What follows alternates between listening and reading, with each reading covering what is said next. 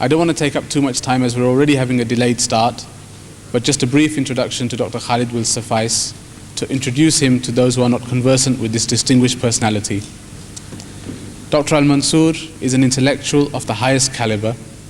He has achieved the Phi Beta Kappa Award, which is the highest academic award in the USA.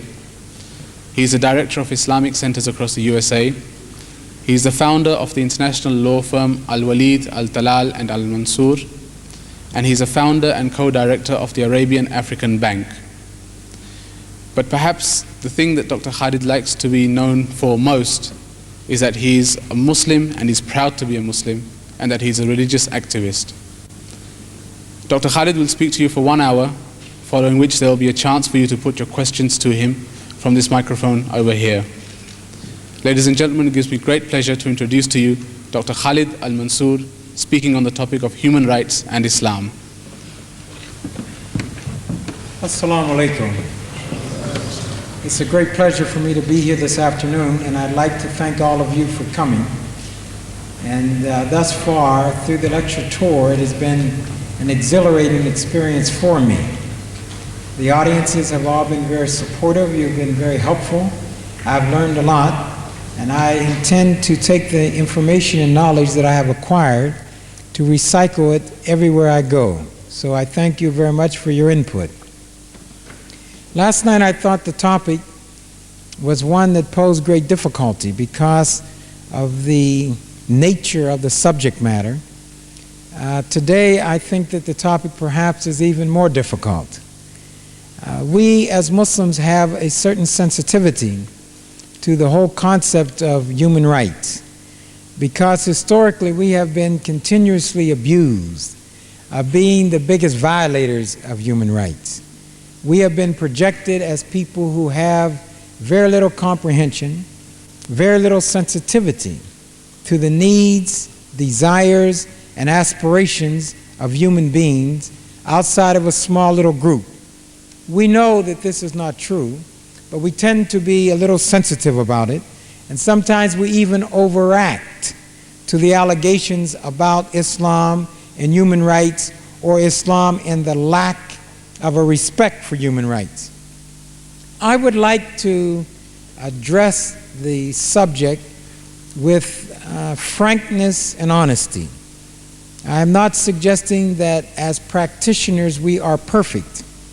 I am, however, insisting that we look at the concept of human rights and we look at its applications on a consistent and fair way, using one standard to judge everyone. Human rights means a lot of different things to different people. The history of human rights is interesting because it seemed to have evolved from a number of religious movements. And each movement contributed a little more and a little more toward what today we consider to be the human rights for mankind. Human rights probably is embodied more than any other document from a world perspective in the Declaration of Human Rights, which is a part of the United Nations Charter. The Declaration of Human Rights attempts to set forth some of the basic things that it is believed that man has by virtue of his humanity. And when I say man, I include women and children. All of the creation, the human being, has certain basic fundamental rights, and these rights, it is viewed by the world, are embodied in the Declaration of Human Rights.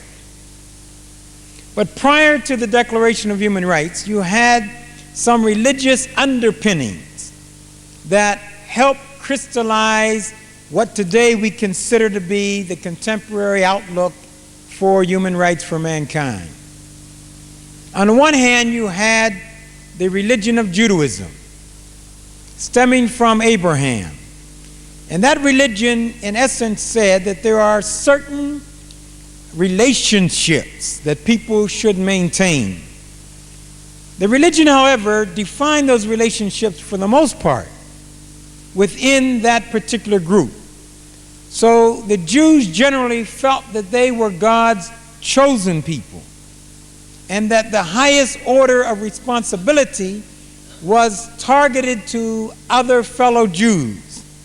And there are references to non-Jews, and there are references to what one can and should do in relationship to non-Jews, but they are not nearly as clearly defined as the relationship within the Jewish family and the Jewish nation itself. One finds also within the Hindu religion, there are responsibilities outlined.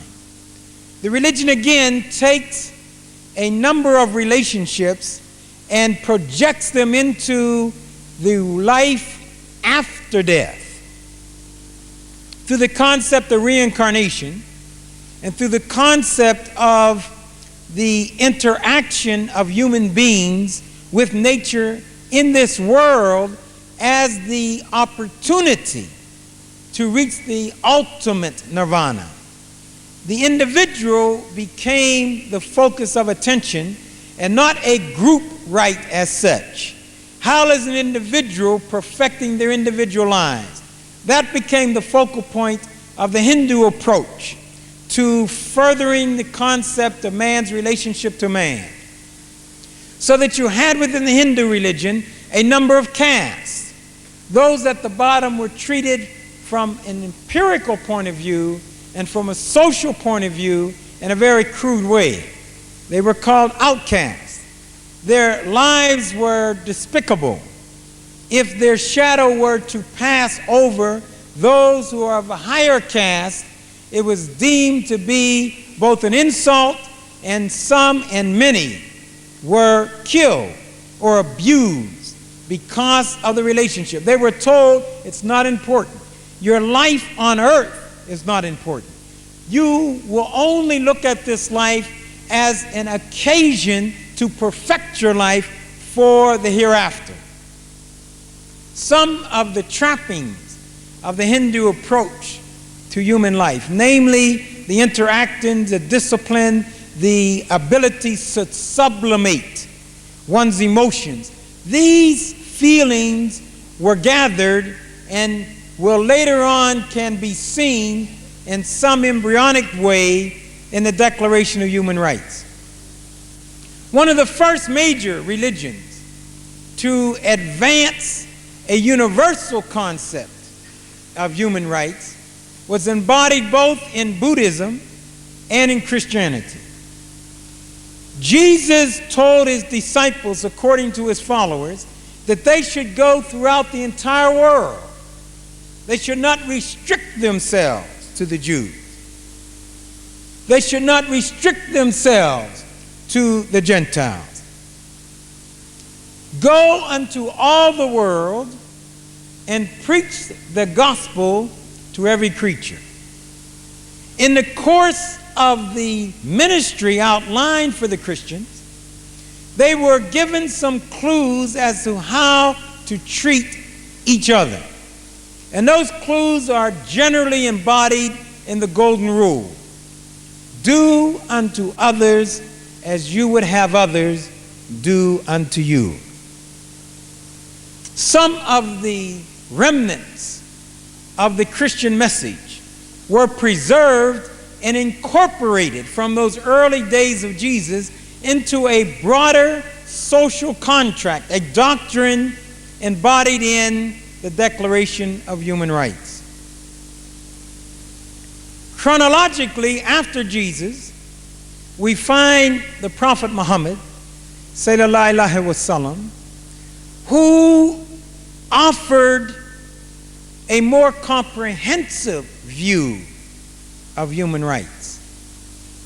The view advanced starts with the special relationship that man has to the Creator.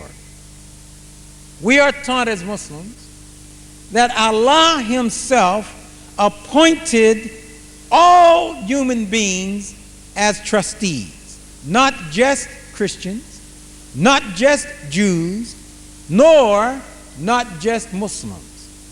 Everyone who is human by virtue of being created by Allah, has a relationship of a trustee to all mankind. This is an advanced notion of human existence. It's a very mature notion of how we must react to one another in all of our relationships, from the cradle to the grave. Perhaps because of the challenging mission that the Prophet had, sallallahu alaihi wasallam, that of being both a military strategist, being a head of state, being an advisor, and being an imam, the belief in humanity and in human rights became, in sense of a longitudinal direction, it became more encompassing. Islam brought for the first time human rights into the context of not only how do we react and treat each other, but a reciprocal duty. You have a right and you also have a duty. To discuss rights in the abstract was not the message embodied in the Quran. So one, yes, has freedom of speech, but you also have an obligation to have something to say. Yes, one has the right to an education, but you also have a duty to seek knowledge throughout the entire world. This is an advanced concept of human rights. One has a duty to eliminate slavery, but one has procedures whereby in the course of the elimination, a respect, fundamental respect, is encompassed. One has a right to get married, but one has a duty to treat his mate with a level of dignity. One has rules that govern inheritance, that take care of the family and the children and the wife, so that the concept of human rights is embodied in reciprocal duties. You cannot, as Muslims, think of human rights in the abstract. It's human rights and how we treat one another. So while we have the right to free speech, we are also told never slander another human being.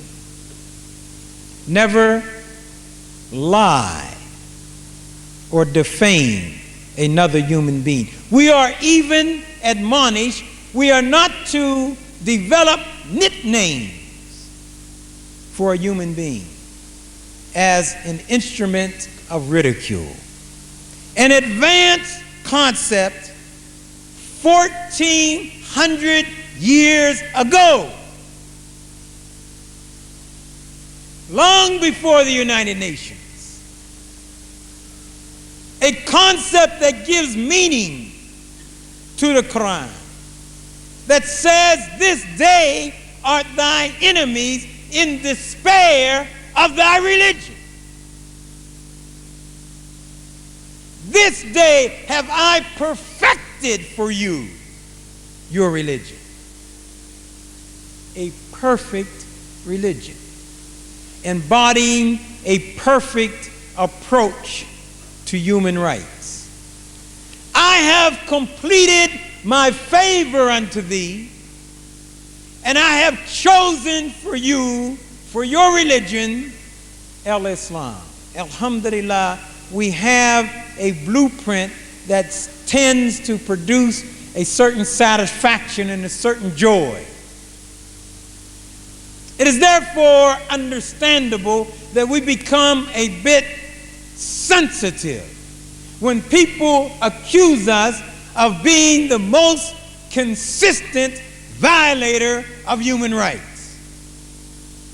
Because our concept of human rights is a reciprocal concept, and we have another dimension that neither the Hindus, the Buddhists, or the Christians had, and that is enforcement of human rights.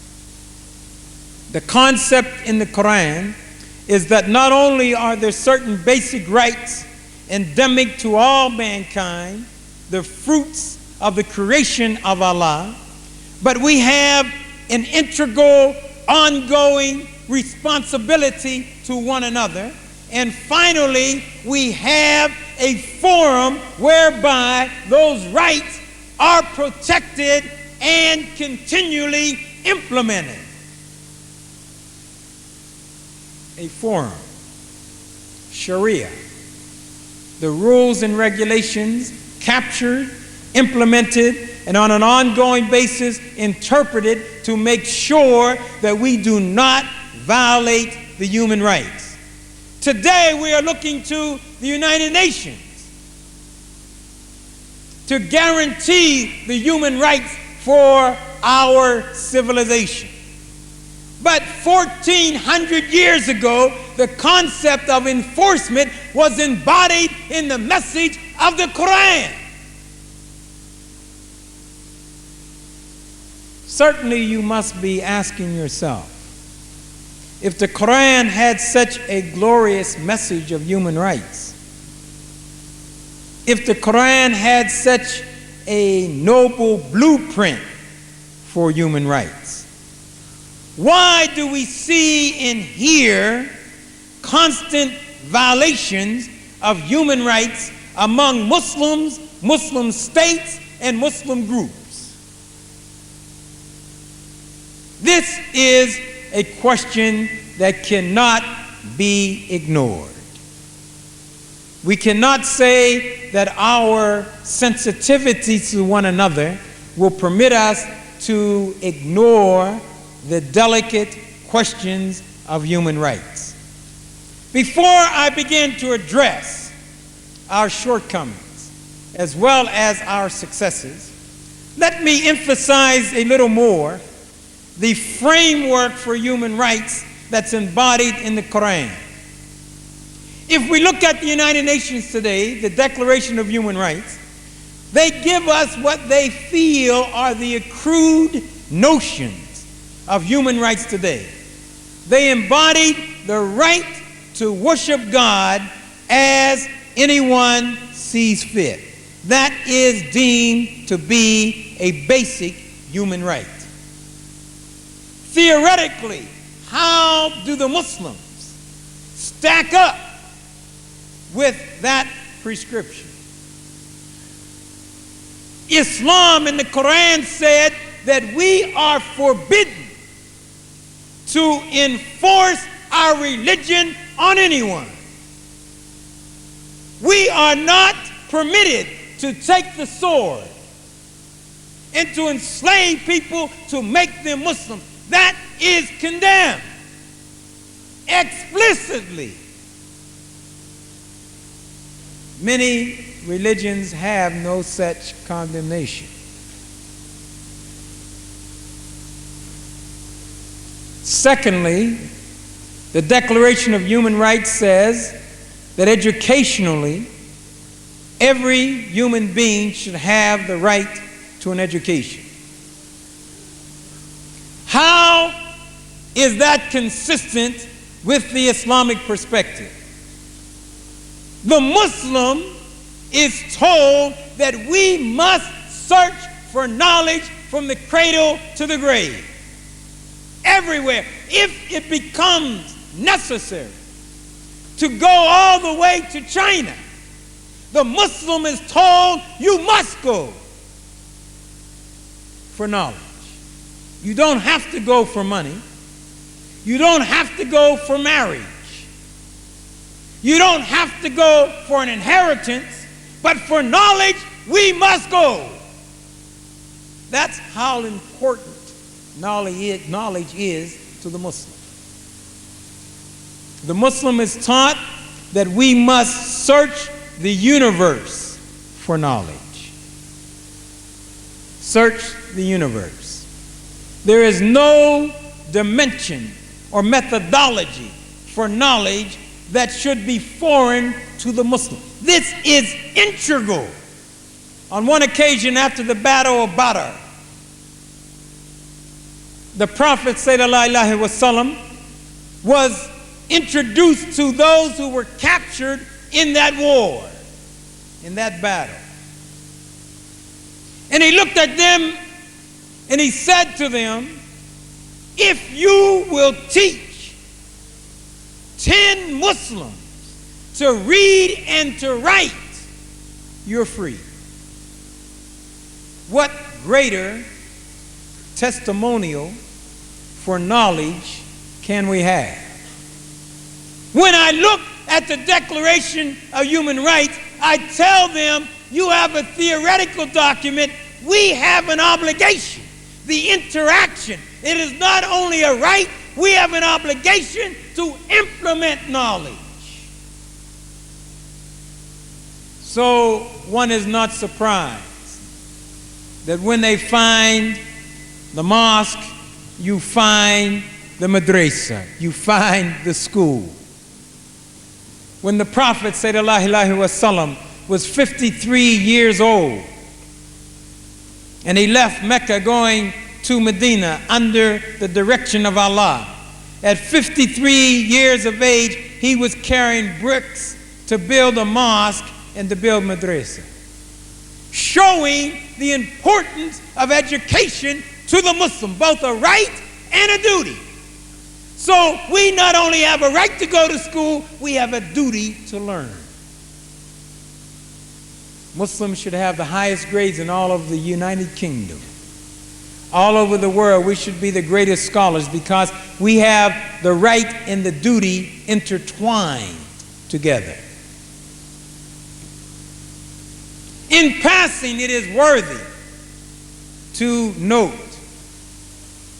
that the Prophet Muhammad bin Abdullah Muttalib sallallahu alaihi wasallam himself could not read or write.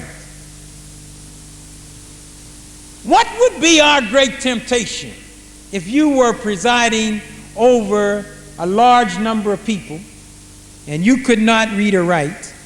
In today's world, we would tend to discourage reading and writing. We would say it's not that important. If you want to, all right, but there's certainly many more things that should have a priority. Because in your mind you would say, if I teach the people to read and write, they may throw me out.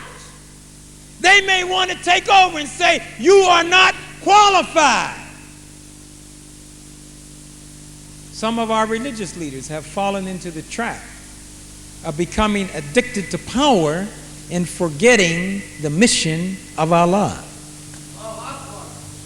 So they don't want to encourage people to advance too far because they feel that that advancement represents a threat.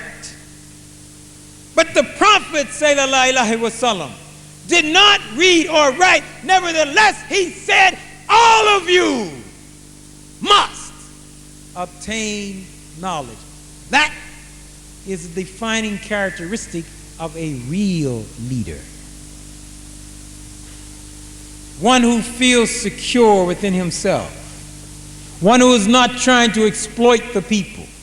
One who has not become a megalomaniac, trying to amass the largest amount of wealth and the greatest amount of power in the world. But it is one who keeps his eyes clearly fixed to the Quran and the mission of the Muslim. That is a leader of human rights. And to the extent that we lose sight of the vision, we will begin to abuse human rights and we will be judged accordingly. Socially, the family, rights, obligations. There are rights for the women, rights for the men, rights for the children, obligations, and a forum to ameliorate and to preside over conflicts and disagreements that may arise.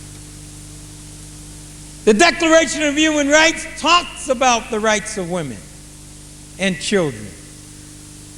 The Declaration of Human Rights talks about economic rights. A person should have the right to obtain employment. And sometimes they act as though this is some new revelation.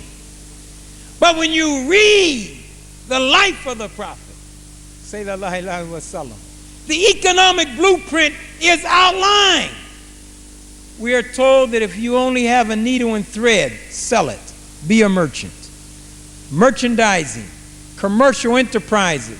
This is acceptable for you. This is the message of economic human rights. What about a person who doesn't want to go into business for himself or herself? A person who just wants to work for someone. This is also approved. On one occasion, when the discussion was being held, and the companions and the followers were told that the advice of a learned man is superior to the prayers of 1,000 uneducated. That's how important education is. Not a class structure, but it's important for knowledge. Socially, one of the aristocratic families in Arabia came to the Prophet, sallallahu alaihi wasallam, and asked if he would consider marrying their precious daughter. And he said, what is the purpose of the marriage? They said, we consider it an honor if you would be the husband of our daughter. And he said, the purpose of marriage, of companionship and growth and interaction and reciprocity, let me say this to you. If you want the best person for your daughter, I'm not the best person. Can you imagine us imitating that life today? How many of us have the humility and the honesty to recognize our limitations, recognize our shortcomings, to honestly tell our brothers and sisters we are not the best for this situation? We can't all do everything. We have limitations. Why can't we be more honest in implementing human rights? Not just at the government level, but between ourselves. That's the ultimate basics of human rights, is how we treat other human beings. He said, I will tell you who is the best to marry your daughter. And they were very curious, hoping that the name would be some prominent, successful businessman. He said, the best is Zayed. They bowed their heads. Said, oh, not Zayed, not anyone but Zayed. Why? Because Zayed was an African slave. Black African slave, adopted by the Prophet Muhammad.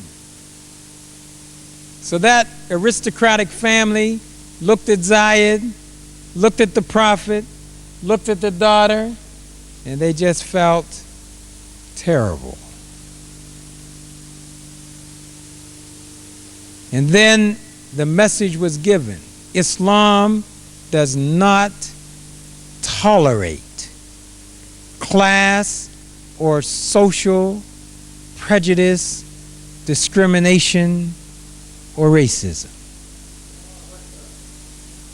We did not have to wait for the Declaration of Human Rights in the 20th century to know how to react and regard one another. The perfect plan was presented by Islam. We were not perfect. We did not live up to all of the tenets, but the message of human rights in the most dynamic form is in the Quran, available to all of us.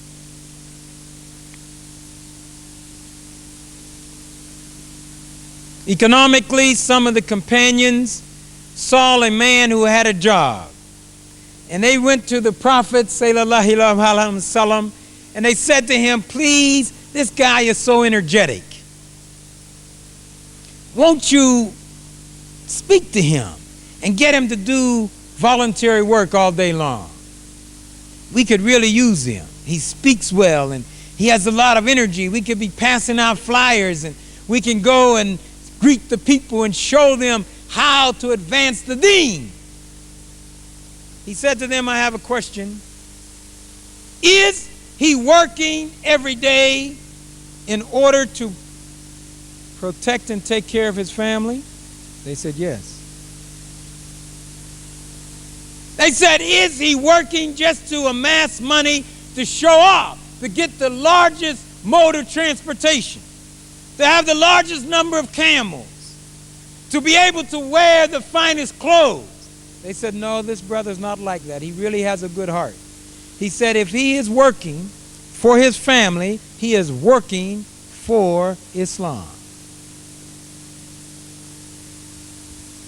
So that the reciprocal relationship is, yes, it's all right to have a job.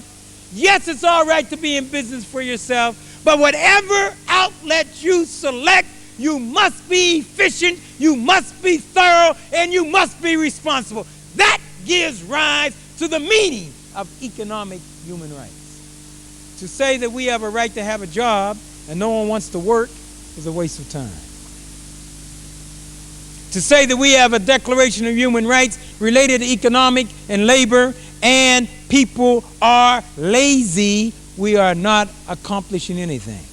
To say that we have freedom of speech and we use that speech to backbite, criticize, set up all the different sects to fight each other, to undermine each other, to get in political struggles, what does it mean? The Quran recognizes the real human rights and outlines how we can properly achieve and protect and preserve those human rights. Allahu Akbar, we have a perfect religion. We need not feel embarrassed when we read about human rights. We need not dodge the questions from our children who ask about human rights. We need first to know what the motto is. Then we will discuss some of the shortcomings. We're not saying that there are no shortcomings. We're saying we know there's shortcomings because we have the motto. If you don't have a motto, you don't know whether you have shortcomings. We have the best motto. Now, what has happened to that motto? The world has been systematically taught that the Muslims are backward, erratic, irresponsible, and terrorists. That's the image that the world has of us. How was this image developed? It was developed essentially by two forces. One, Christianity in the Western world.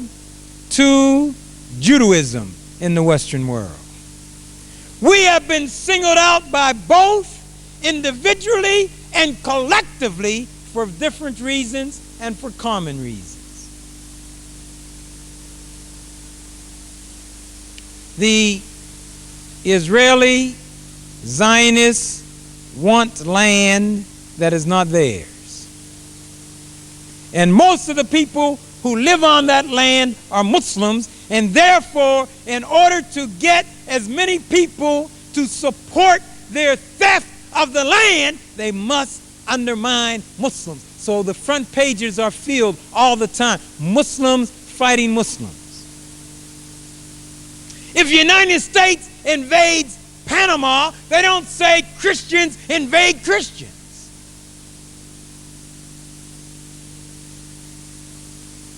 The media selects their targets for the purpose of undermining credibility. The Zionists simply want the land. They know it's not their land.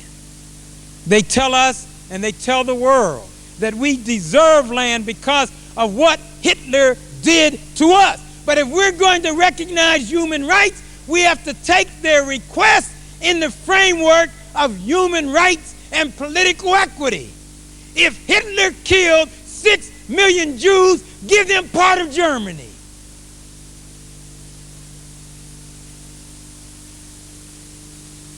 The Arabs didn't kill 6 million Jews. Human rights. Knowing what they are, how they are implemented, and what they mean. So that the network that the Zionists have around the world continue to assassinate the image of Muslims. And they look to get the most important pillars to undermine. Today, in the geopolitical sense, the Zionists want to destroy one major target, that is Saudi Arabia. Because Saudi Arabia is where Mecca is and Medina is. Can you imagine what would happen to the Muslim world if Mecca became the object of a nuclear bomb? Many in the West believe that Islam would be finished. People would say, if Allah let that happen, we better look at another religion.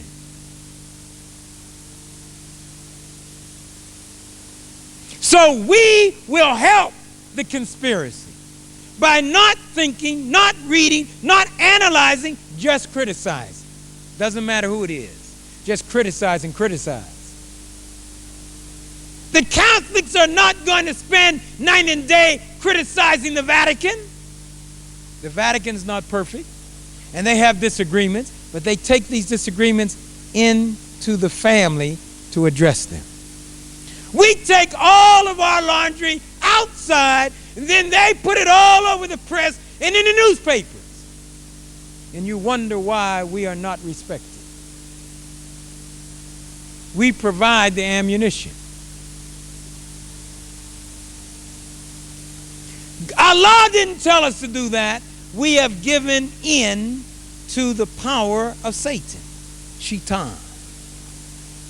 Greed, jealousy, just the love of gossip. We don't hate anyone, we just love gossiping.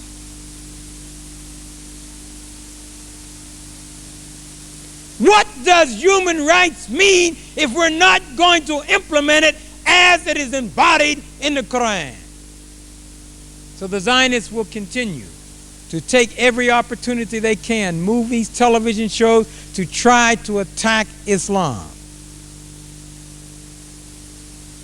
And for 300 years, the Christians used the Bible to attack Islam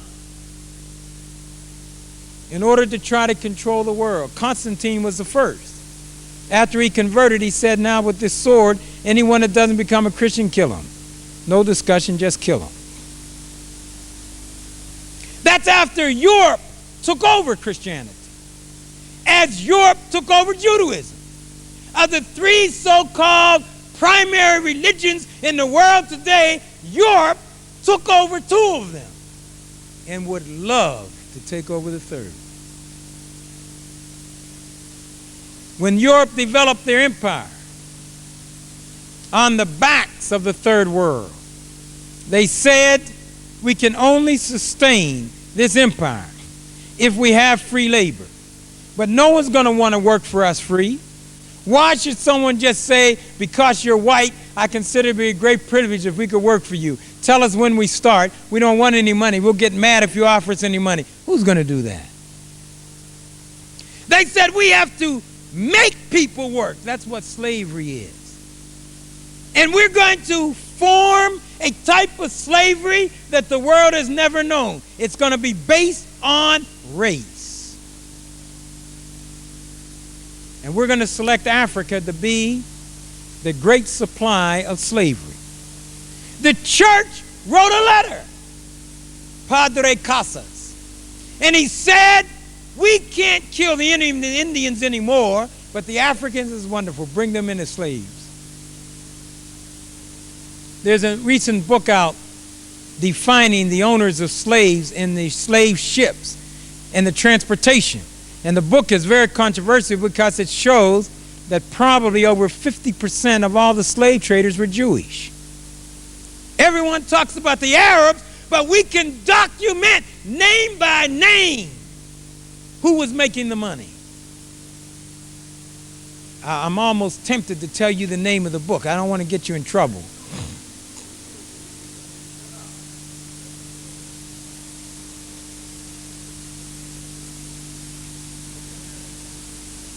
Europe had to undermine and reverse the caste system. So Europe said to be white is to be civilized. To be non-white, Arab or Asian, is next in line. To be black, the worst thing in the world. And we started to drink it in. We started to look at the African and say, my God, they're never going to quite make it. They are different, you know. They're really not like us. The whites say it first about everyone that's not white. Then the next one online, they say it about everyone underneath them. And we are talking about human rights. How can you dare discuss human rights? Perpetuating a fundamental racism in the name of Jesus. Human rights is a term used frequently. It has been perverted, it has been bastardized, and it has certainly not been followed by those who pretend to be the champions and the architects of human rights in the modern world. I don't have much time, but I want to be able to share with you the information, because just to make these statements won't help you if you can't feel confident they are true. So during the question and answer period, please ask me about the shortcomings of the Islamic world. I would like to address that. Now I want to talk about the hypocrisy in the modern world, taking over religions and using them for materialistic and imperialistic purposes. Because Islam is next in line. The greatest threat to those who would rule the world is Islam. And if you think plans have not already been made, and plans will not be continually made to destroy Islam, you're dreaming. Your leaders will be targeted. Your children will be targeted. You will be targeted because there are just too many of us. 1,200,000,000 Muslims in the world. If the Muslims unite, then the framework for real human rights will be in place. They cannot afford for you to unite. They must keep you divided. Call one Sunni. Call one Shiite. I look for these terms all the time in the Quran. I can't find them. I find Abdullah the slave of God. I find the Muslim one who submits. But the more they can create division, the more they smile. And some of our leaders are in cahoots with them. They have sold us out for fame or popularity or a Swiss bank account because we potentially are too strong if we are united. Today, who will enforce human rights? We are told that the United Nations has now been appointed as the overseer for human right enforcement. But what does that mean? The United Nations. Who in the United Nations? Who in the United Nations? The white people in the Security Council. You don't like that? You say that's racism? Well, you tell me who it is then. The Security Council gives 5 vetoes. That's where the power is. The General Assembly can do nothing but offer a recommendation. The Security Council makes all the policy. All the legislation comes from the Security Council. Who is that Security Council? United States, they say Christian nation. England, they say Christian nation. France, they say Christian nation. Russia, today, they say Christian nation. And then China, 4 against 1. And we are supposed to feel happy, elated, confident that these 4 represent the best record. Let us look at those 4. It was the British that gave rise to the colonial structure. For 300 years sucked our blood. How comfortable can you feel with them being one of the big 5? France, just go to Africa and see what France has done in Africa. And then tell me how comfortable can you feel with them as one of the 5 powers. United States was directly involved with Europe in taking over 100 million Africans for slavery. Now, how comfortable can you feel when you read about the invasion of Grenada? They didn't invade Czechoslovakia when the Russians went in. They did not invade Lithuania, Latvia, when they wanted to be free. White on non-white, not white on white. When they invade Panama, white on non-white. White Cubans can come in, black Haitians stay out. In the name of human rights, how comfortable can the third world feel when you realize that your very life is subject to a system where you have virtually no input? You think, I know you think I'm exaggerating. You're looking at your watch saying, will he please stop? We don't mind those other things about the Quran, but this is getting politicized. We could get in trouble.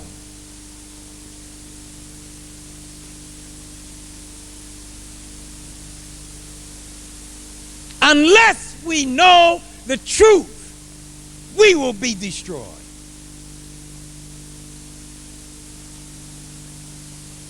You remember Mr. Brezhnev in Russia?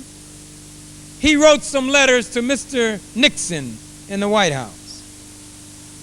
And in those letters he said, we are silly, referring to Russia and the United States. He said, we fought the Second World War. We won the war. Now we are falling down. The Japanese and the Germans who lost the war, they're going up. This is silly. That's what Mr. Brezhnev wrote. He said if we can just put our hands together, we can rule. And our first task is to drop nuclear weapons on China. That's what Brezhnev wrote to Nixon. And the most important thing is the last sentence. He said we must do it. Why? Because we are both white.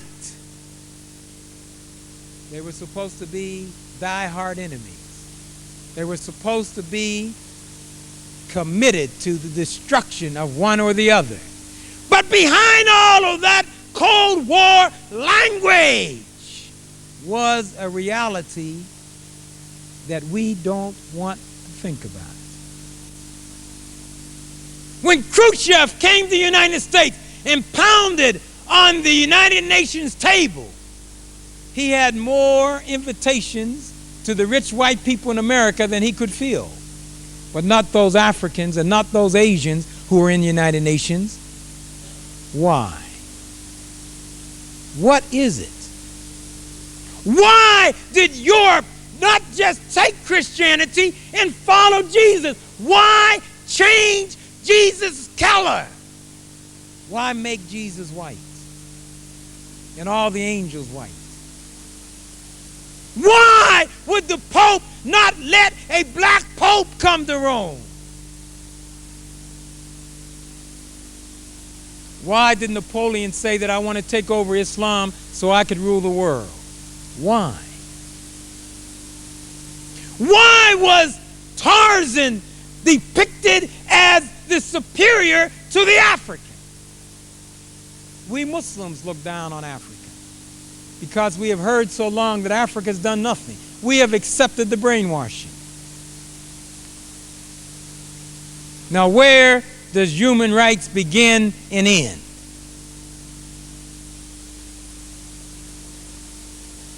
How are you going to respect the Prophet Muhammad, Sayyidina Alaihi Wasallam, when he was of African descent, if you think Africans are inferior?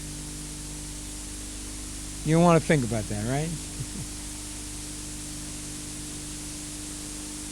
I'm talking now about the real human rights, not the poetry, not literary expression. I'm talking about the real world.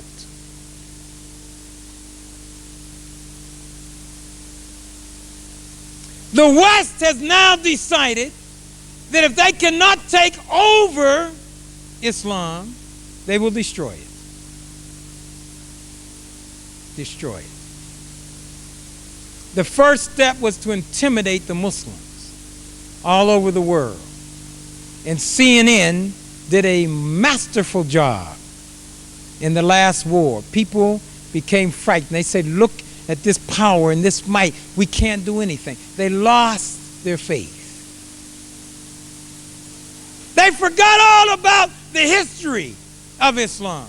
They thought only about those bombs and 300,000 Iraqis dead. You read about it? Killing children in a bomb shelter with a seal bomb. One bomb blows the shelter up, the other seals it down so no one can get out.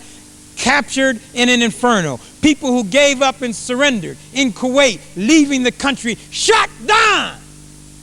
In what? The name of Jesus? The name of human rights? No one can say anything. Say, no, you have to be quiet, brother. Shh, don't talk about that. I'm going to tell it. You cannot have half human rights. Either you are Muslims standing for the truth or you are not.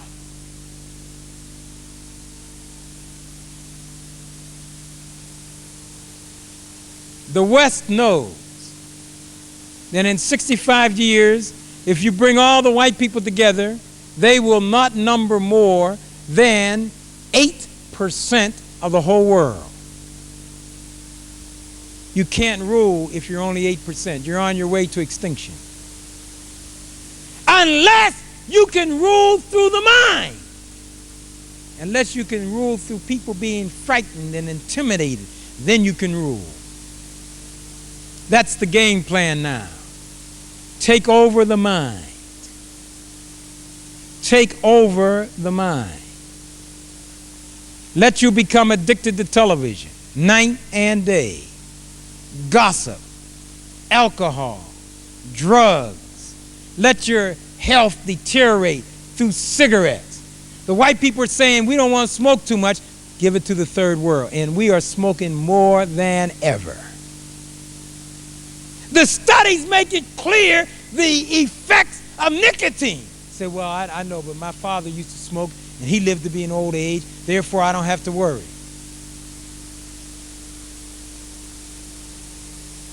Would you take a drink in the mosque?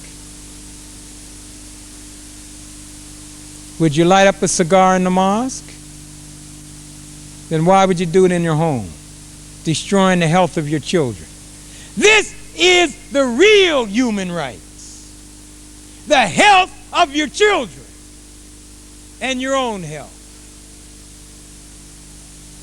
There is going to be a tremendous onslaught on the Muslims,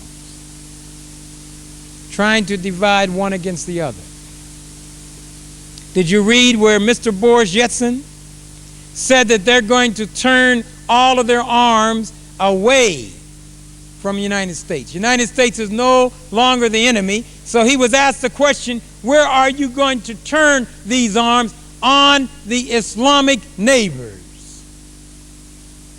He said, United States, let's have a Star War, you and us together, no one else.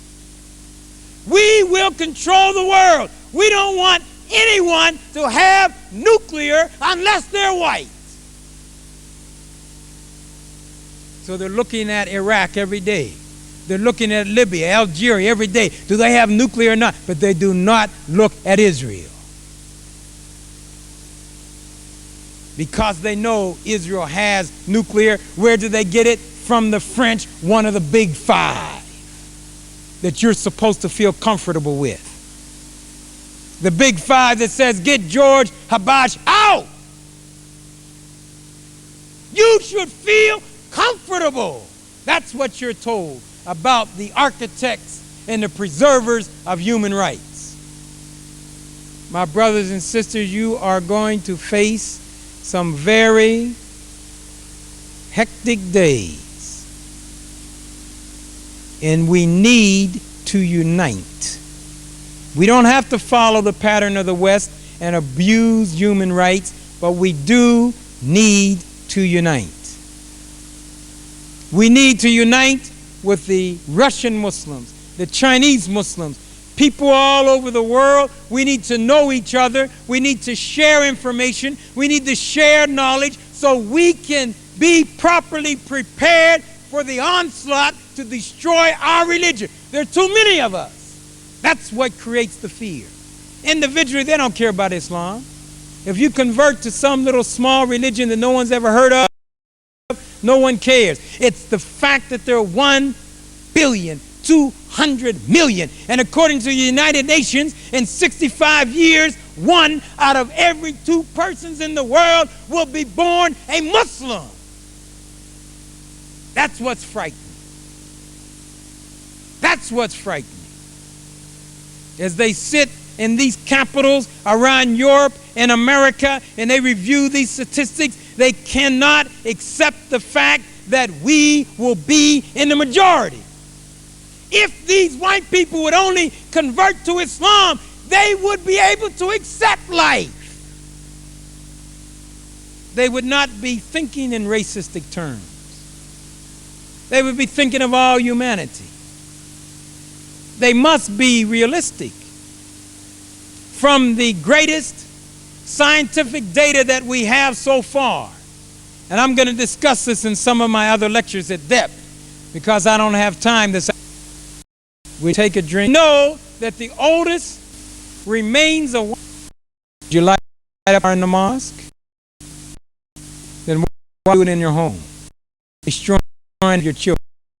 This is the real human rights. The health of your own health.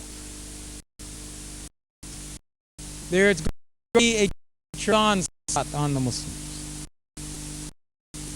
trying to divide one another. Did you read where Mr. Boris Yeltsin said that they're turning all of their arms away from the United States? The United States is no enemy. He was asked, we're going to turn the arms on the Islamic neighbors. He said, the United States have a sword and us together, one else. We control the world. We don't want anyone to have nuclear unless they're white.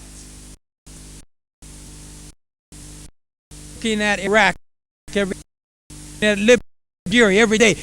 Do that clear or not? Do not at Israel. Because Israel has nuclear. Where did it? French, one of the big five. Supposed to for the big five that get your Habad. You feel comfortable. That's told about the architect and the presenters of youths. My brothers and sisters are going to face some very hectic days, and we need to unite. We don't follow the West of human rights, but we need to unite. We need to unite with the Russian Muslims, the Chinese Muslims, all over the world. We know each other. We need to share information. We share so we can be properly prepared for the onslaught, the strong religion. Too many what create here. And the don't care about it. Convert some little religion that heard of 1K. It's the 1 billion 200 and the United in 5 years, one out of every person world born a Muslim. That's what's sit in these capitals around Europe, America, review these things. They cannot accept the fact we in the pyramids, then they were built from people that came from outer space.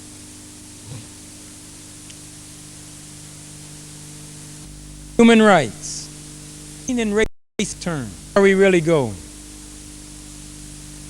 How comfortable are you going to feel? What is the answer for us as practicing Muslim scientists? To go back to the basics, we must read. We will never survive if we do not read. You must tell your children in the morning and in the night, read. Igra. Igra. When they get up first thing in the morning, after you give them the come alive, read. When they come home from school, sit down, talk to them, let them express themselves, direct their minds into the importance of reading. Read. It's our only hope. We're not going to out-nuclearize the West, but we better out-read the rest. We need to study computers, technical science, mathematics, geography. We have to become serious. This is not a casual affair. This is your life. You must become serious. Forget the excuses. Say, I would do it, it's the Imam. Forget the Imam. What is your commitment? Allah's going to judge you and the Imam. But He's going to judge you based on what you did. Read. Develop the proper relationship between the male and the female, the family and the children. It's all laid out for you in the Quran. Spread the word regardless of race. Destroy racism just like our prophet did. Say la ilaha wa sallam. Cut it out surgically. It's a cancer. White is not better than black. Black is not better than white, and nothing in between. Allah has made us, and He has made us as trustees for His creation. We must go back to the basics. We need to build some businesses. We're here in England. We don't have enough businesses. How are we going to employ Muslims? We don't have any outlets. But we have to plan them. You just can't go into the business that our parents went into and grandparents went into. They won't work today. We have to use modern techniques. Study today's market. Use present day demand in order to create business institutions. Stop begging. Let us go back to the basics. When we have jobs, let us be the best employees on the job. The first one there and the last one to leave.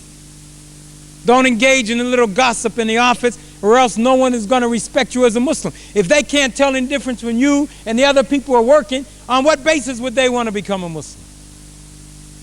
We should be the examples of the perfect religion. And we have to do it now. We have to do it now. I am 6.5 minutes over my allotted time. Please tell your friends that we do not intend to repeat these lectures. What you heard today, you're not going to hear tomorrow.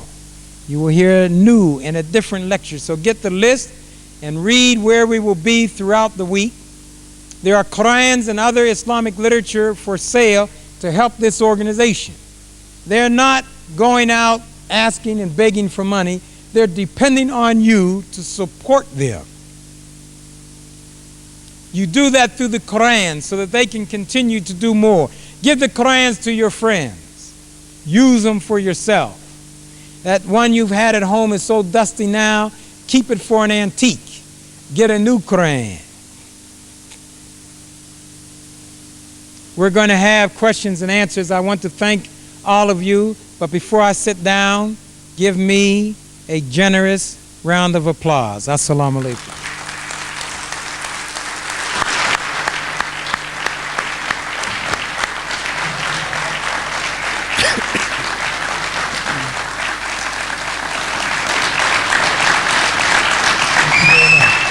Thank you very much.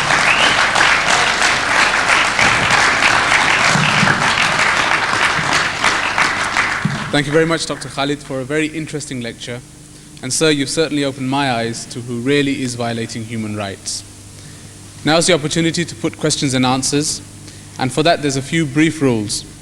If you will form a queue here at the bottom of the steps, and each questioner will then be allowed to come up to the microphone on the stage and put your question.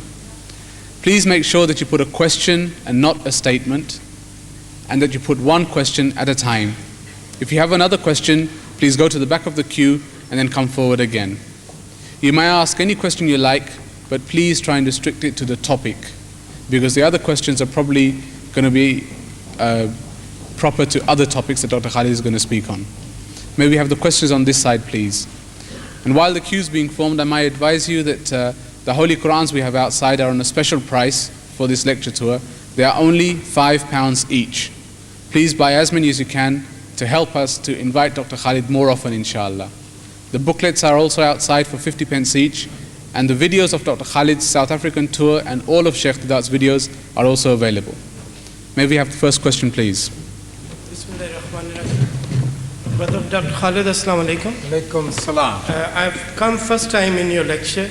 The only thing which has really baffled me and confused me is the very last thing you did.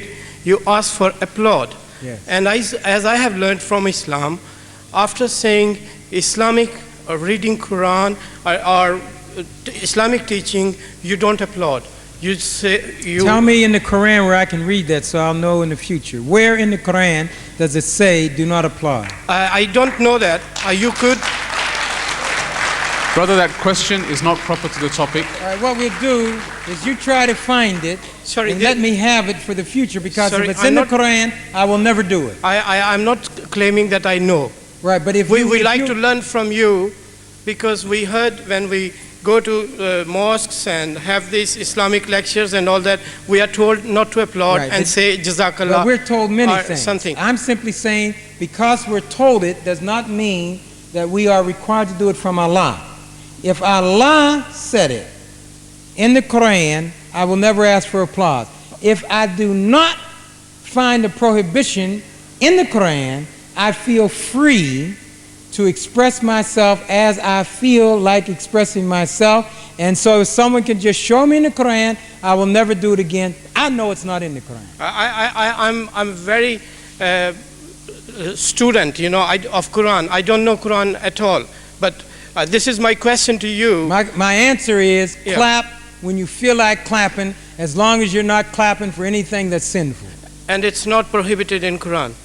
I have not found anything, and if anyone else has, just tell me. No one has told me yet, and I've been clapping all over the world.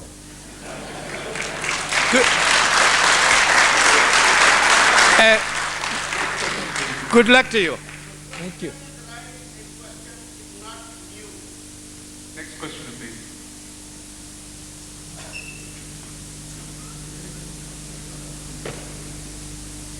Assalamu alaikum. Walaikum salam. How come we've heard so much about the origin of human rights being so much well expressed in our Quran and Hadith, and yet we do not have much practice of this human rights in the Islamic world or the Muslim world? I think the reason is that many of us are simply hypocrites. Some of us don't know because our leaders have not stressed to us the Quran. Some people are told that they should read the Quran in Arabic, and they don't understand Arabic. So that they are reading the Quran, they have memorized it, they are praying, they have memorized the prayers, they have no clue what they're reading, so that they don't have understanding and knowledge. Now, I'm not condemning that. I think it's good to use the memory, to practice the use of memory. This is wonderful. However, we are told in the Quran that Allah has sent to the world messengers to speak to the people in their own language. Some of them we know, some of them we do not know. But the purpose of communication is understanding. Now, some people don't read the Quran. I'm simply saying if you understand Arabic and you have a Quran in Arabic, wonderful. If you don't understand Arabic, learn Arabic. This is great. But while you're learning it, read the Quran in some language that you do understand. Because as you read the Quran, you will know what Allah requires of us. It's there and we're going to be judged by it. So I'm simply saying at this stage, let us make sure we don't rely upon the so-called leaders. That Quran is for everyone. The Quran never told us if your leaders do not properly advise you, you will be excused. The Quran is there, outside, inside. Take the Quran, read the Quran, implement the Quran. When we do that, our leaders will be forced to duplicate our lives. We are the people. The power is with the people. We must exhibit human rights. We can do that. There will be a few who will be renegades, a few who will be deviants. But if we, the Muslims, 95% exhibit the proper Islam, the leaders will have no choice. It's up to us. We must live it every day. Every day is the day of Islam. Thank you very much. Jazakallah. Afwan akhawi. Assalamu alaikum, brother. Walaikum salam. My question is, I think, from a lot of people on the stage, on the floor, the question is, you mentioned a book earlier about slavery and the Jews. I don't mind getting in trouble. I'd like you to give me that book's name, please, if you don't mind. All right. The book is a very interesting book. It's called Black-Jewish Relationships. And I will send you a copy here to the Institute. The book is hot. People will call you names. It's like the book, The 13th Tribe, that describes how the Europeans took over Judaism. It's hard to find that book in the bookstores, but I'll also get you a copy of that. But this book, Jewish-Black Relations, is an exceptional book because virtually 90% of every quotation is of another Jew. So it's the Jews' records that they kept. It's the Jews' letters that they wrote to each other. It's the Jews on the plantations that own the slaves, that own the insurance companies. It's laid out one after one. The documentation is probably 200 pages alone. Just citations of what Jews said to each other. So the book is powerful. It is not anti-Semitic. Of course, most Jews are not Semites anyway.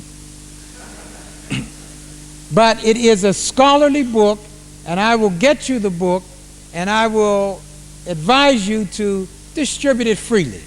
It's scholarly and it's reliable.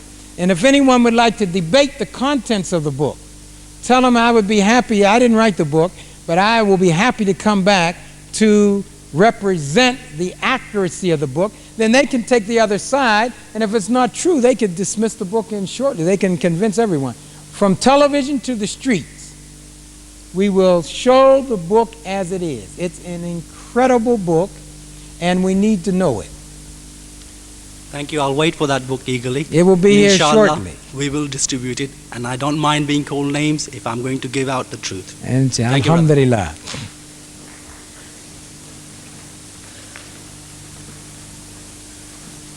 Assalamu alaikum. Walaikum salam. I'm a Turkish Cypriot. I don't know if you know about the Ottoman Empire. Yes. We had no racial problems under the Sharia, under the Ottoman Empire. We had no problems. Now, I live in a highly populated black area. We seem to have a problem with the blacks, most blacks, not all.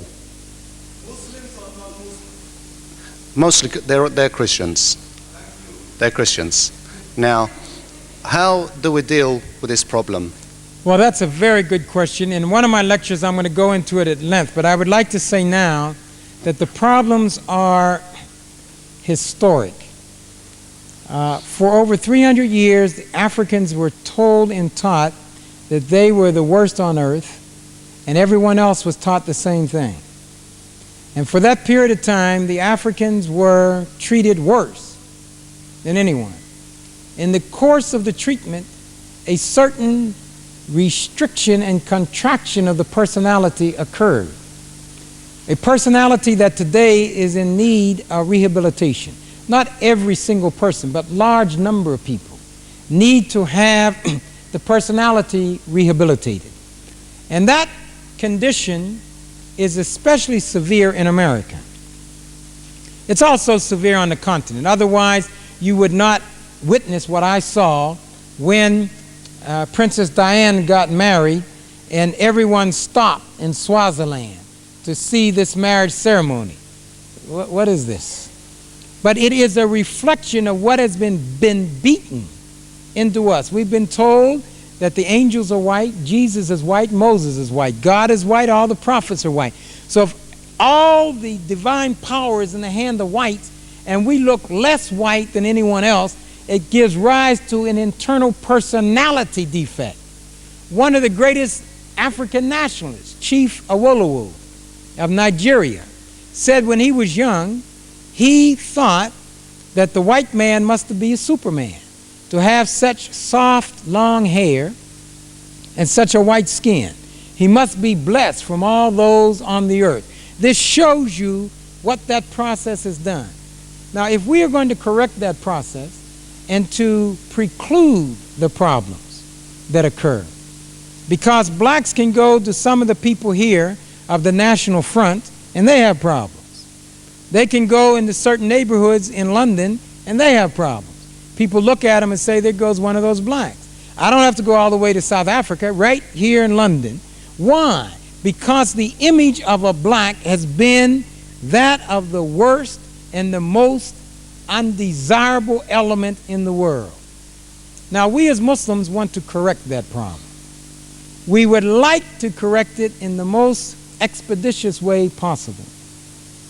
The only way that I know to correct it is with the truth.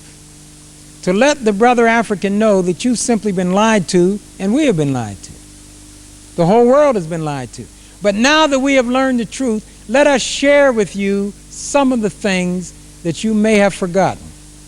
This is what Africa did when you sailed from Timbuktu to Mexico 400 or 500 years before Columbus was born. Proof of that is the skull that the Aztecs carved so that their children would remember forever. So I'm going to show that later on in the week so that people can see the picture. We're going to tell them about a book written by Uthman el-Jahiz when he described the African heritage in the Middle East and in Asia. The African, through the Harappian people, built a string of over 1,000 villages from northern India all the way to Russia 10,000 BC.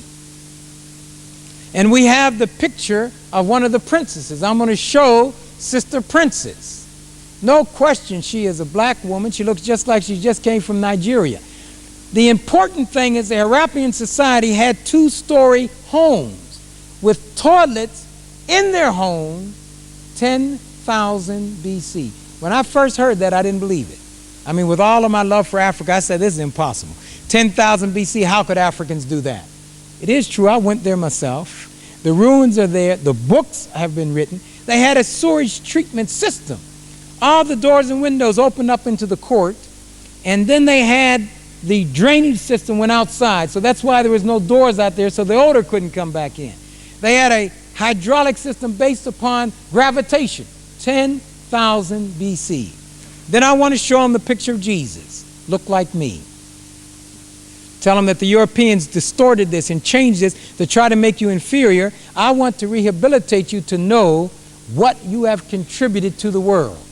I want you to know why the Chinese said that Chinese culture began with the black African. I want you to know why the Japanese said you can't be a good samurai if you don't have black blood in you.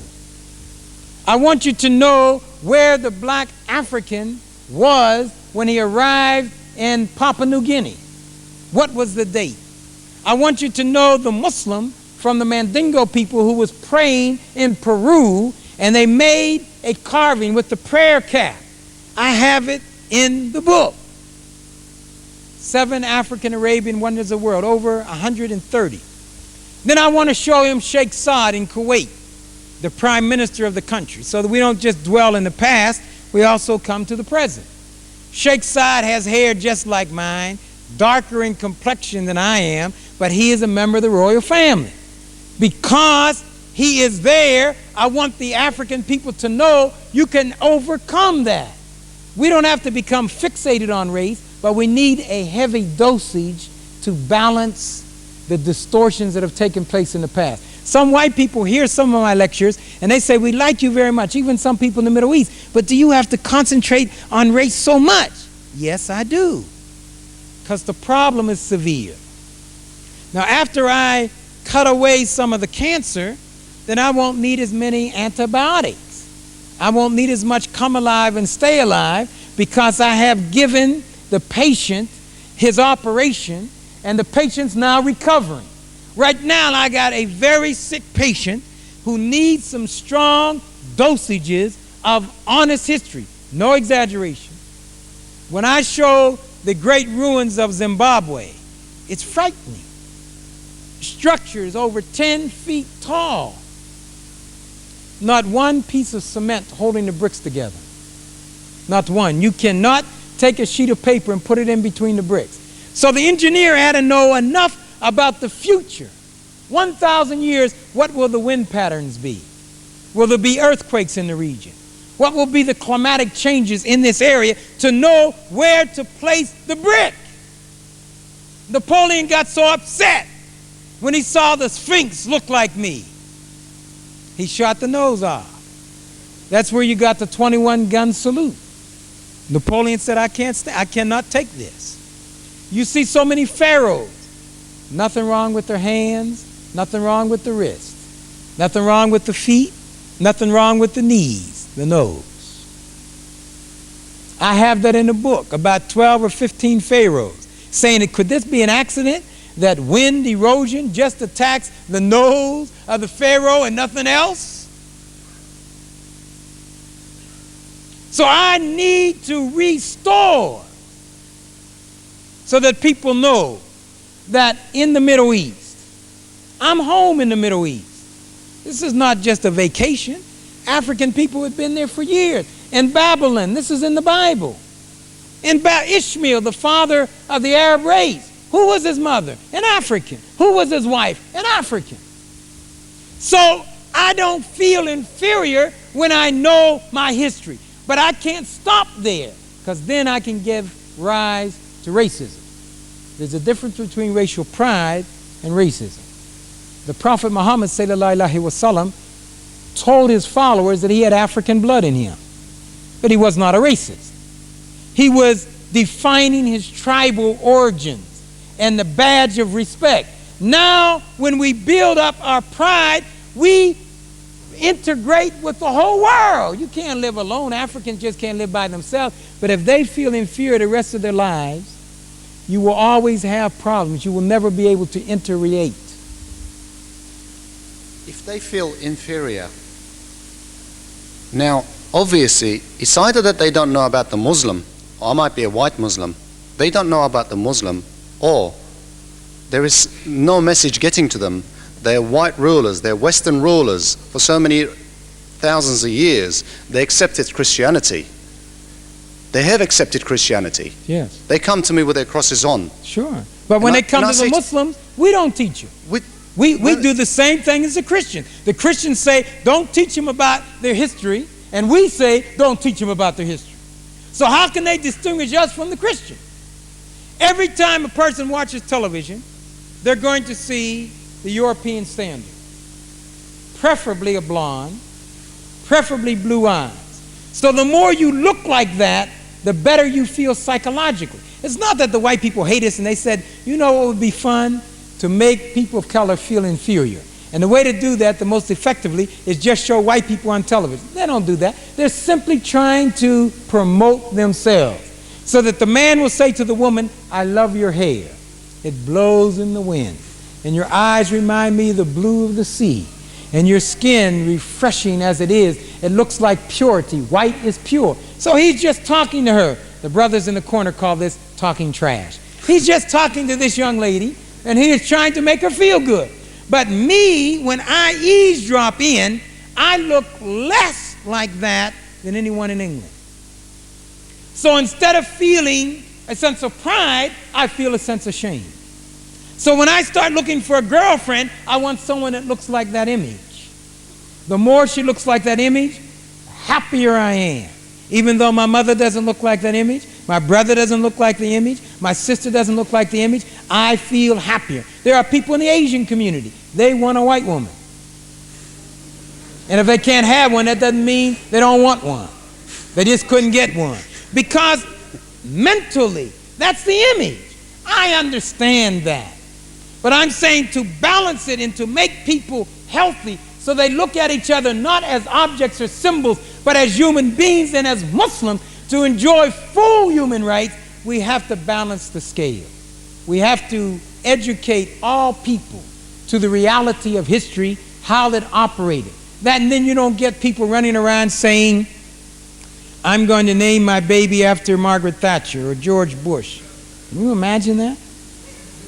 Unbelievable. Avoiding a Muslim name and taking, and it's not even a Christian name. I mean, Margaret is not in the Bible, and George is certainly not in the Bible. These are just European names. But they said that they were Christian names in order to capture the mind. I'm saying I understand what you feel, because I have felt the same thing in other areas. I've gone to other countries, and people didn't want me. They didn't know anything about me. They looked at me and they said, this is a nigger. What's he doing here? Now, they couldn't intimidate me because, number one, I'm not afraid of anything. And number two, I believe in Allah. And I know that Allah made me this way. And if Allah were to ask me, how would you like me to make you if I were to make you over again? I would say, make me just like Khalid, Abdullah, Tariq al-Mansoor. That's all I want. I'm the model for myself. So other people are either tall or short based on me. You can be taller than me or shorter than me, but I'm the standard. I am what Allah made. So I can watch TV night and day. You will never penetrate my smallest muscle. But that doesn't mean that I tell everyone else you should try to look like me. I mean, that's up to you. But that is how the world operates. The difference is today, because of the media and its hypnotic effect of television, it has accelerated the process. So people run around now trying to imitate the European model that is being imposed on all the world. That is what the world will do, because the Europeans want to rule the mind. If they can rule the mind, they can rule the majority of the world. We feel that we can prevent ruling based upon anything but justice. Those who rule should be the most righteous. That's what the Quran teaches us. So we are teaching our brothers from Africa, you will see in coming years a change. You will see it, as in America. A change is taking place in America as Islam is sweeping America. The people of African descent who are becoming Muslims are no longer with the same hang-ups. They don't longer have the same bitterness. Why? Because they know who they are. They have a sense of pride. They're ready to reach out. But some of the other Muslims still have some of those hang-ups. I'm sorry to say, in some countries where there are Muslims, if their daughter were to marry an African, they disown them. Absolutely. Tell them don't never come back into this house again. Don't ever, and don't bring the babies in. We don't want to see you. As far as we're concerned, you have died. We will go to the graveyard and visit you in the graveyard. You don't exist. Now, I understand the background. I understand the caste system. There's certain people in certain parts of India can't marry people in others. That's Indian against Indian. It's an outgrowth of the caste system. Nevertheless, Islam has forbidden us. So when I go and remind them of this, it hurts. They say, oh, brother, you sound like Idi Amin, or you sound like someone in Kenya. I said, no, I sound like the Quran. That's what the Quran teaches. We're not going to compromise, regardless to how uncomfortable it may make us feel. But after we get over the cultural limitations and back to the days of the Quranic prescriptions, we will have human rights as they were designed to be. Then the Christian world can look to us and say, that's how we should be. See how they treat their families, see how they treat one another. That is what we must strive to do. So whether you are from Cyprus, or whether you're from Russia, or whether you're from Poland, or whether you're from Africa, we are evolving a framework where we show the world what real human rights consist of. Brotherhood. My sister is married to a black man. Now, I can't put. Can I just finish, please? I've started now. Yeah, I respect that. It's straight away after what he said in some part of Islamic countries. It's direct question to the. Yeah, but we did set the rules. Yeah, come back. Don't go away. Please come back again. Go right there and come back, because I want to hear about your sister. But I'm not going to say because your sister is married to an African, I'm not going to say alhamdulillah. I'm not going to say alhamdulillah or shame. I simply say if these two people are Muslims and they embrace each other based on Islamic promise, that's the thing. The race is nothing. Yes, sir. Assalamu alaikum. Wa alaikum salam. I'd like to ask you on a controversial issue. I'm sorry, could you come closer to the microphone? I'd just like to question you on a very controversial issue, the Salman Rushdie case. Oh, why would you come and confront me with such? No, I'm sorry, I'm just playing. Go ahead. I'd just like to ask you, what are your general views on the case, and who has the authority to issue a fatwa? All right, I think that's a good question, and I think that we as Muslims should address this question frankly and openly and honestly. I'm not saying to you that I have the only answer. I'm going to give you my opinion. Number one, most Muslims that I have come in contact with have not read Rushdie's book. I read all of his books. And I have not met many Muslims that have read any of them. And what they are reacting to emotionally is what they have been told is in the book. So first of all, I think that there should be a tribunal to read the book, first of all. Secondly, after reading the book, highlight those things in the book that are blasphemous. Exactly, not generalities. Say on page this, paragraph this, line this is blasphemous. That would be called an indictment. You actually take that and you set it out. I haven't seen that yet. The next thing is that Rushdie must be given an opportunity to defend himself. Because the Quran talks about blaspheming. Blaspheming is a state of mind. If you intended to insult Allah, you could do it while saying Assalamu alaikum. If you said Assalamu alaikum and your intent was to blaspheme Allah, you would be judged as a blasphemer. So we are now faced with the challenge of ascertaining the intent of Rushdie when he made statements, even if they are blasphemous on the surface. None of those things have been done. We have become excited. We've become emotional. We have let the press manipulate us. We've let others manipulate us. But the Quran gives us specific procedures when we are going to judge fellow Muslims. I have not found out so far where these procedures have been complied with. I have read enough about Rushdie. I think Rushdie should come before an Islamic tribunal. I think he should. But I think that tribunal should be qualified. They should understand how to interpret literature. They should understand how to make the proper inferences from circumstantial evidence, inferences of intent. And I think the people should be present so that they can attest that the procedure was fair. So I would like to have it done at the United Nations. I would like the whole world to see it. Because I believe if they saw the proper way that we approach due process, we would end up with many conversions to Islam. When they compare the proper way of determining guilt with the way that prevails in many countries, many people would say, Allahu Akbar, I want to be a Muslim. My recommendation is bring Rushdie to the United Nations before a qualified tribunal with Muslims who understand how to interpret evidence and who know how to reason and who do not have axes to grind and are not trying to manipulate people through the press, but who are interested in justice. Let us have that tribunal before the entire world and let the world see whether Solomon Rushdie is guilty or innocent. That is my recommendation. Thanks. You're welcome.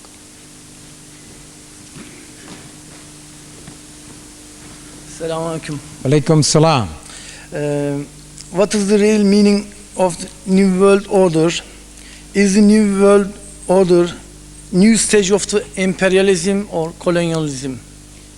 Yes, the New World Order is the affirmation of the determination of white people to rule the world. And they are not going to share that power with any group of non-whites. We can dream all we want to. We can distort and exaggerate all we want to. It is just not going to happen.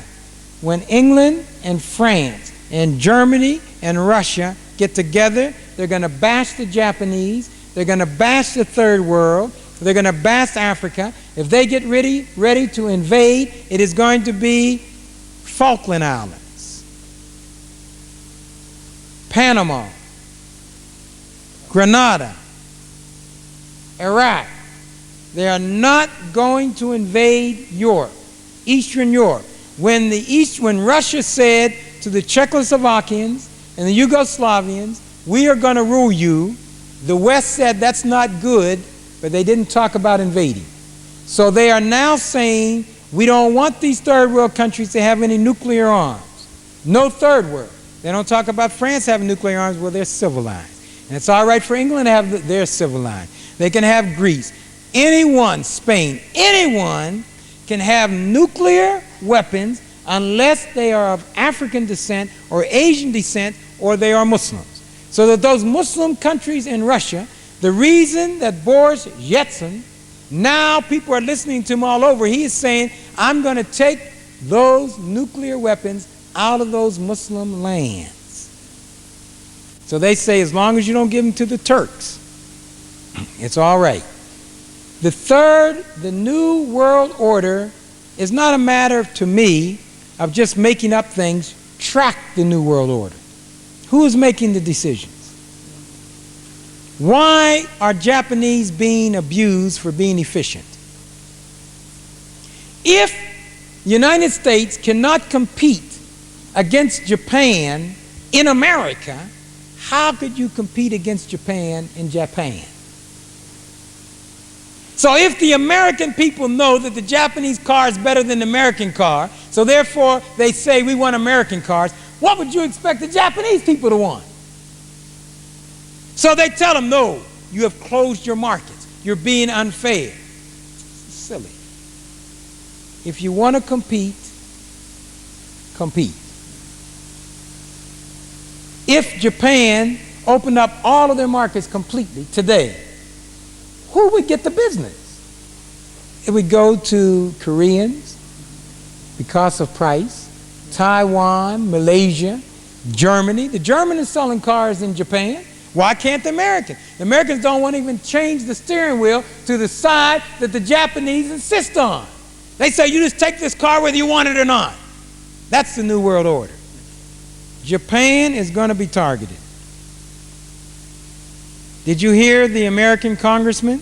One government official in Japan said, the reason that American goods are not acceptable in Japan because American workers are lazy and the quality of the goods are not up to par. And this one gentleman, a congressman from Michigan, said that if the Japanese don't have enough respect for American technology, maybe we will teach you another lesson as we taught you with the atomic bomb. That is the New World Order from the eyes of that one American congressman. China and Japan are going to be forming closer alliances. Germany and Russia are going to be forming closer alliances. And the Muslims, unless we wake up, we will be the prey of the world. We must take our future into our hands, study and plan, forget the ego, forget the alcohol and the gambling tables. This is survival. Thank you very much.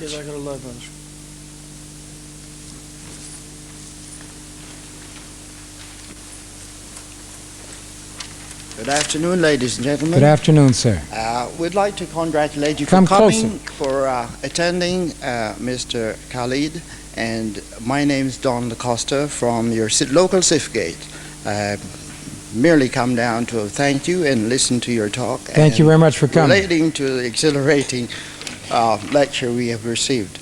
As one person for a Sifgate in London, I've attended both 2 or 3 references in relation to what the Muslim faith represent and other dialects and other references to the Christian churches.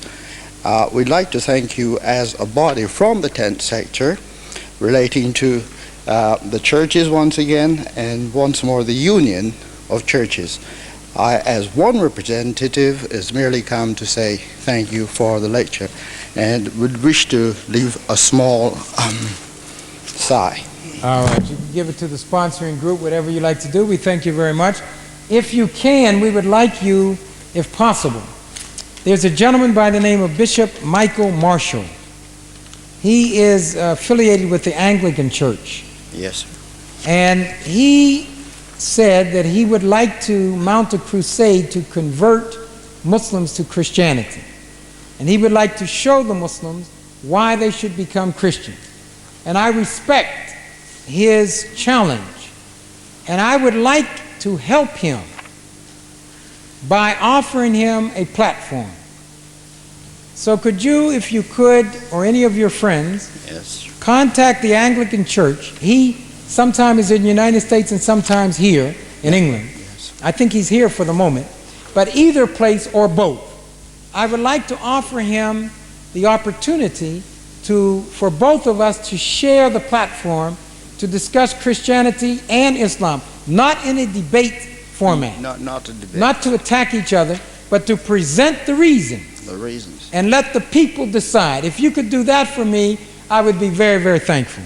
Well, basically, sir, I realize most of the puritanical points we've often been going through over the last, since 1984 to 1990. Population growth has taken over most of what the churches see as a measure for solving problems which would normally be more achievable during that time in comparison to now. But basically, they've added, say, the changes of new people. In fact, what we've had is a many more races, as you say, the Muslim, the faith. That's why we want bishop, the bishop. Tell the bishop we shall or the mention archbishop to come, because you and I don't have time now. This Because will these be other the people want to priesthood, ask sir. questions. But This will- tell him to come The priesthood. And he can have as much time as he wants. And if you go to the end of the line, you can come back again. All right, sir. All right. Thank you very much. We actually have half an hour left to answer all the questions. So no more questions, please. Assalamu alaikum wa rahmatullahi wa barakatuh. Alaikum salam. On behalf of everybody, I'd like to say thank you for coming to spread the word of Islam, and I hope Allah subhanahu wa ta'ala will give you the reward. It's not a question which I'd like to ask, it's basically an opinion about what you said earlier on. You said that the African people or the black people have been taught or brainwashed to think that they are lower or inferior to the white man. Yes. And you gave various opinions, various evidences for that. Basically, what I gotta say is that you said that you like to balance the scales. So you tell the black man or the black people or the Africans that the African people did this and they did that. Yes. To balance the scales. Basically, what I'm saying is that if you want to change society, we have to go according to the Quran and the Sunnah of Nabi Muhammad sallallahu alaihi wasallam. Yes. Where is your evidence from Quran and from Sunnah of what Nabi Muhammad sallallahu alaihi wasallam did when he was spreading Islam? For when he was spreading Islam, the method he chose, the method he was going according to was wahi from Allah, was order from Allah. For instance, the Muslims were not allowed to fight as a group because many Muslims were being persecuted, like Bilal and Amr and his parents, and they've been tortured and killed. But Nabi Muhammad sallallahu alaihi wasallam couldn't do anything. He said to them, sabr, patience, and Allah's victory will come. Just continue the struggle intellectually with the people to bring La ilaha illallah Muhammad Rasulullah dominant over the society. But didn't he send them to Abyssinia? He sent them to Abyssinia because they could not withstand the persecution. But the why did he send them to Abyssinia and not to France and not to England and not to Egypt? Why Abyssinia? The reason why he sent them there is because the Negus was more, how can you say, he would accept them. Nabi Muhammad asked him to go there because he will readily accept the Muslims there more than any other particular nation, like the Persians or whatever at that time. Why did the Prophet sallallahu alaihi wasallam say that my mandate is to the reds and the blacks? Why not did he say to everyone? My mandate? My mandate to spread Islam is to the reds and the black. Reds meaning Persians and the blacks. Why did he limit? No, he didn't limit the word of Allah to a certain he sector said of society. my mandate, that means my mission, is, he didn't say Islam. Islam was not limited. He said my mandate is to the reds and the blacks. Why? My answer to that, I am going to answer that because I'm not a scholar in Islam. But basically what I'm saying is that when we want to educate people, we have to bring them to Islam. Not because my opinion is that when you tell people that, when you tell the black people, oh, the Africans did this and the Africans did that to balance the scales, you're basically reversing the roles. You're basically now, the black man will now think now he is superior. You think that he would be superior. Let me ask you this then. Why did the Prophet sallallahu alaihi wasallam, before he died, said we must always remember the Copts of Sudan and Ethiopia because I have their blood in me? Sorry? Why did the Prophet sallallahu alaihi wasallam say to his companions, we must always remember the Copts? That's the Nubian and the people in Upper Egypt, in Sudan, Ethiopia, because I have their blood in me. Was that a statement of superiority? Was it a statement of fact? Or was it untrue? You see, I cannot tell you why he said that. I don't know whether it's a hadith or not, but basically my opinion is this. When you want to change society or change the population of the world, or to spread Islam, we have to go according to the Sunnah of Nabi Muhammad sallallahu alaihi wasallam. All I'm saying is that when we say something, I'm just describing what he did and said. So if you don't know what he said, don't hold me responsible. But if this in fact is what he did and said, and I'm doing the same thing, I'm fine. No, it's not what he said is different to his action. He could say many things, you understand? He could say many things. He but said, his my mandate is for the Reds and the Blacks. Now you show me in his behavior where he went outside the Reds and the Blacks. Okay.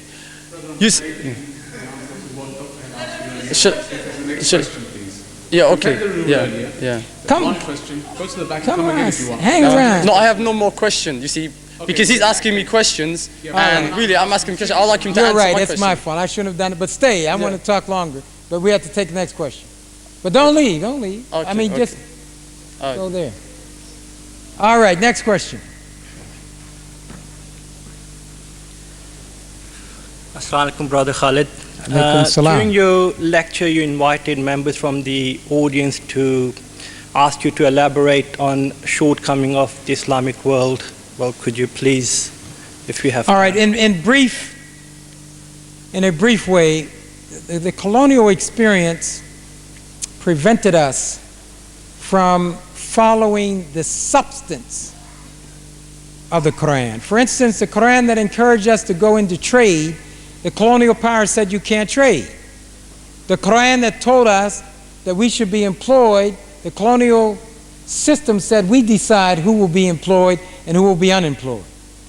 The Quran that told us how to leave money to our families, the colonial power said no, we will tell you whether you can leave any money or you can't leave any money. The Quran that told us to seek knowledge wherever it is, the colonial structure said you cannot get an education unless you renounce Islam and become a Christian. So that the colonial experience blocked our ability to implement the substance. We continued the ceremony. We continued the Ramadan, even though we may not have known why we were doing it. We continue to follow that. Now the colonialism is over. We are now saying, let us grab our basic substance and reestablish this substance throughout the Islamic world. Because we did not do it in the past, we started abusing the rights. We started actually following the West. We started following the non-Islamic model. So our children, many of them didn't have the same motivation for education. Our families were not as strong. We start slipping and drinking alcohol, gambling and justifying, saying, well, Allah really didn't make it a sin. He said it's haram conditionally. We're just simply saying now we can no longer afford to do that. We move those things aside. We are in a desperation struggle for survival and advancing Islam into the 21st century. So we now have to come back to the basics. We cannot be judged mentally and morally by the Western world. We must implement the Quran as it said it and live it everywhere we go. We don't make excuses because we're working for a white bank or we're working for a white construction company. We must be Muslims first and last and always. And the whites will respect it. Whites will convert quicker if they see the integrity of Islam in us. They're not going to convert by us imitating them. Thank you.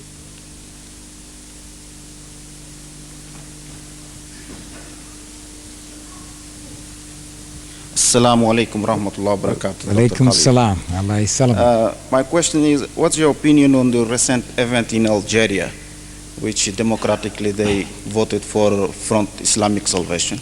Well, my view is that if the people have spoken, the people have spoken.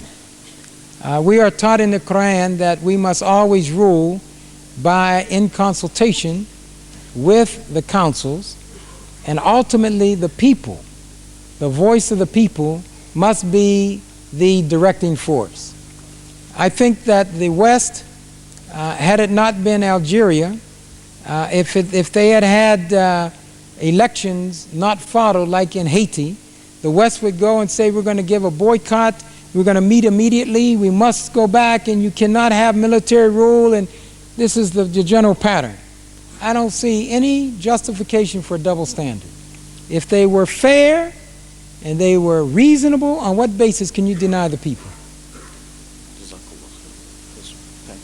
Next. No more questions. Ladies and gentlemen, you've been very kind, and thank you very much. Don't forget tomorrow, It's another lecture, different topic. Bring all your friends, whether they're Jews or Christians or Muslims.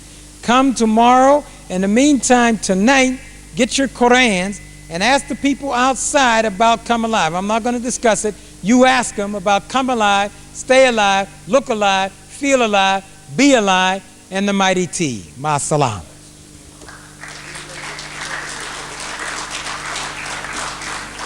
There's a question from the sister.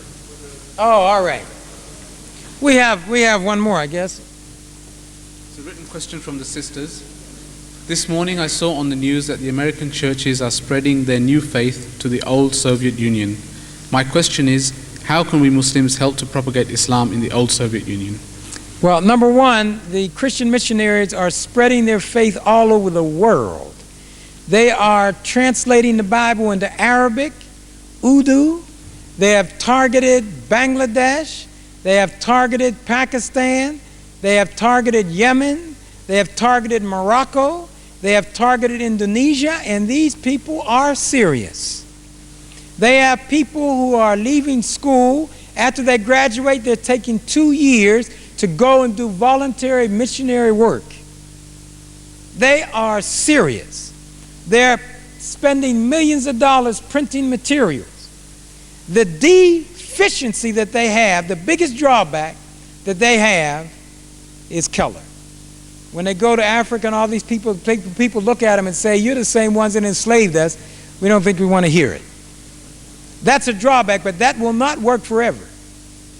Israel right now is planning to control Africa from Johannesburg to Jerusalem.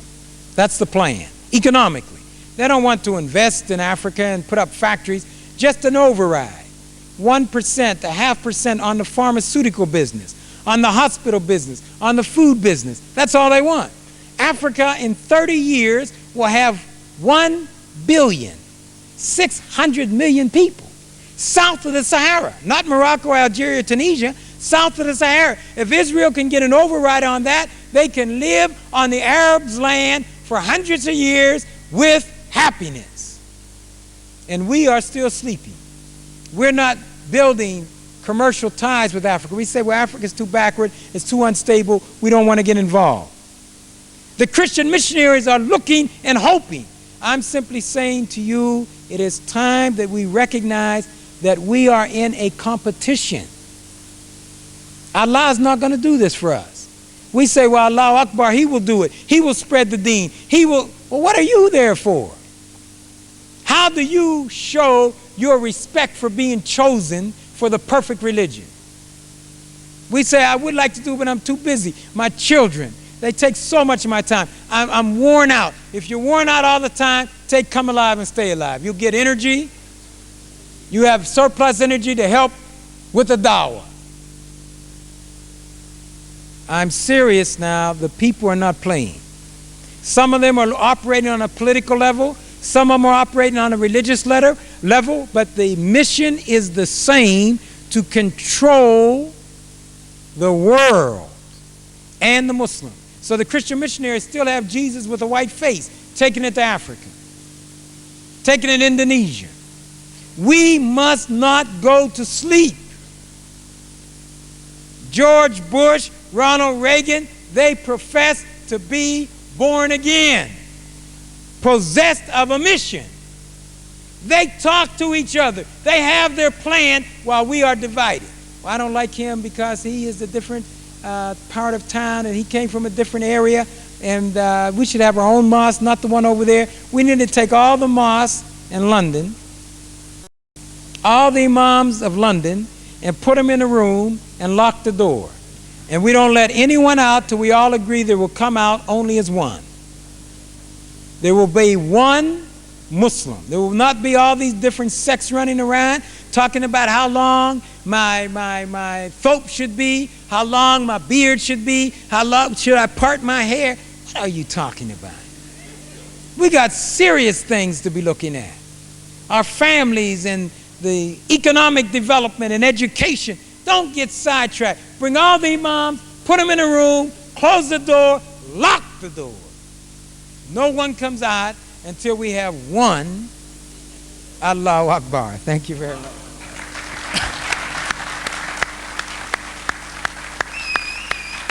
Thank you very much, ladies and gentlemen, for attending. Just briefly, tomorrow evening, 6:45 p.m. at the Law Society, Chancery Lane. I must advise you that there's limited seating tomorrow, and if you do come and the doors happen to be locked, please be good Muslims and turn away. On Tuesday at the London School of Economics, Houghton Street, on the topic of the challenge of Islam in the 21st century. Thank you very much for coming. Jazakallah khair. Assalamu alaikum wa rahmatullahi wa barakatuh.